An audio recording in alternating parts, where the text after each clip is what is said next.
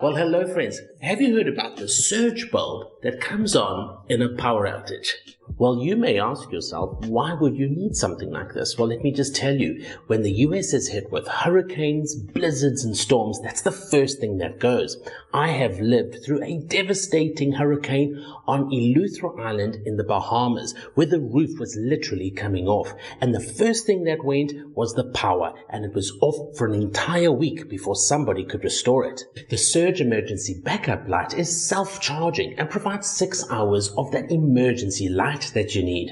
It's an LED and uses 80% less energy, and so that makes it energy efficient. So I know your next question, what is the lifespan of the bulb? Well, it's 25,000 hours. Now it operates with a standard light switch, and it's comparable to a 60-watt incandescent light bulb. The surge bulb lights up in 3 ways, using a normal light socket, the hanging hook that comes inside the package, or you could light the bulb by hand. Just think how you could use this in some fantastic magic tricks for school projects.